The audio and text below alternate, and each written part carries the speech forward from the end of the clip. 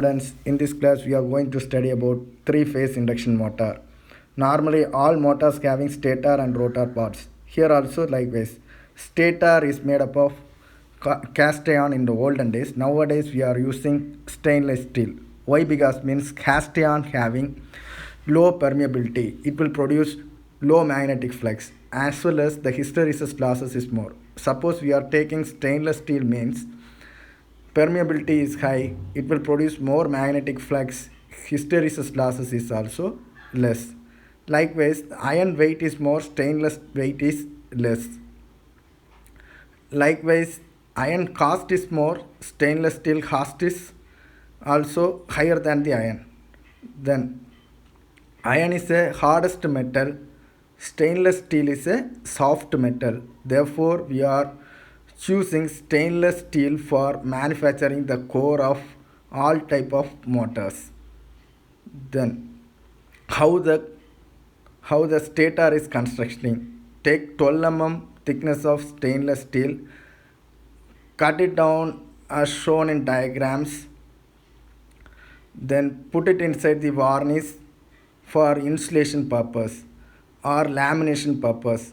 That means if the core is varnish, after the core we are wounded by the winding. Suppose the current passing in the winding, only the magnetic flux will be passed inside the core and it is act as electromagnet. If you are not varnishing it, if you are touch the motor, it will shock to the human beings. So the lamination is very important. At the same time, it will also reduce the eddy current losses.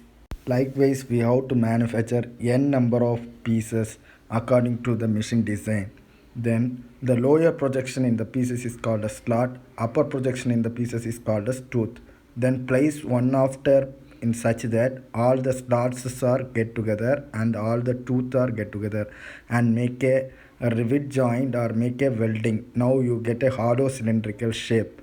All the slots are get together and form a channel shape. In the channel we have to place a winding. Here we having two type of winding. One is distributed winding and another one is concentrated winding. Distributed winding means in one slot one set of winding will be there. Concentrated winding means in one slot R phase winding, Y phase winding, B phase winding is there. Likewise, normally in three-phase induction motor, alternator, synchronous motor, all those things are distributed winding is chosen, or concentrated winding also we can use.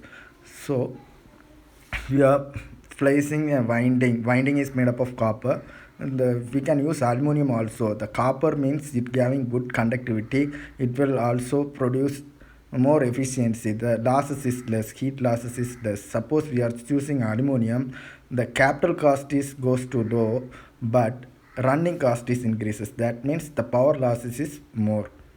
In distributed winding, one slot having only one winding R phase, next slot having Y phase, next slot having B phase, likewise it will goes. So this is the construction of stator. Now according to the rotor, three-phase induction motor is classified into two types. One is squirrel cage rotor and another one is slip ring rotor. In squirrel cage rotor, how it means, it having two end rings. End rings, it is like a bangles, it is made up of copper.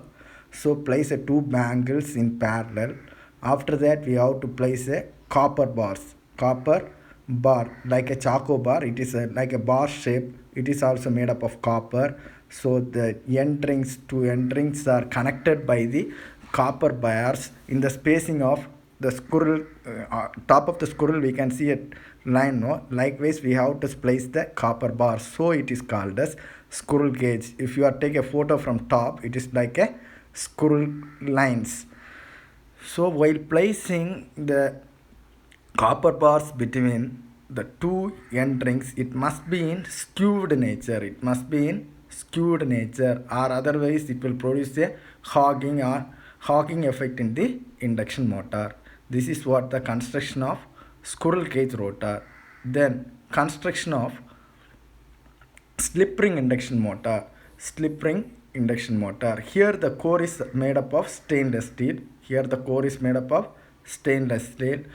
And then take a 10 12 mm thickness of stainless steel, cut it down as shown in diagrams. Here the outer peripherals having slots and teeth, put it inside the varnices, keep it in for drying purpose, place one after another, make a welding. Now we get a cylindrical shape. It is fixed with a shaft. End of the shaft we having a 3 slip rings. It is made up of copper. Now here also all the slots are get together and form a channels. Inside the channels we have to place a winding. This winding is come out and it will be fixed to the slip ring separately. At the top of the slip ring we having a brushes. These brushes will goes to the external rheostat or external resistance for starting purpose. This is the construction of slip ring rotor. Now we are going to see about the working. Working is here is I will say statically induced EMF. Statically induced EMF. This type of induced EMF means the conductor is fixed. The magnetic field around the conductor will change. It will produce the EMF. This is called a statically induced EMF. Somebody will say as mutually induced EMF also. Here also we have to give a 3-phase AC supply to the stator.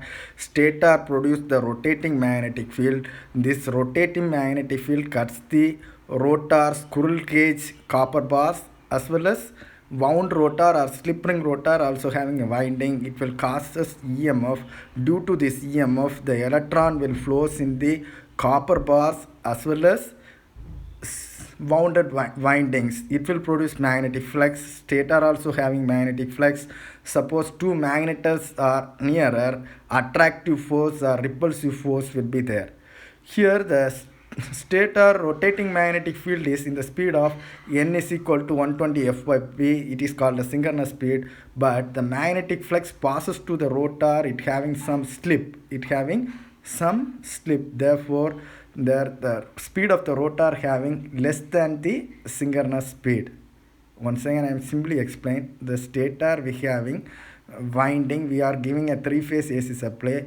R phase will comes first, then Y phase comes, then B phase comes. So it will produce a rotating magnetic field. This magnetic field cuts the copper bars or copper winding in the rotor and it will produce EMF due to Faraday's law. Whenever the EMF is there, definitely it having some current flow. Current flows in the wire means around the current flow in the wire it having magnetic flux. Stator already magnet. So two magnet is there, definitely it has attraction or repulsive force. Due to that rotor will rotate. Thank you.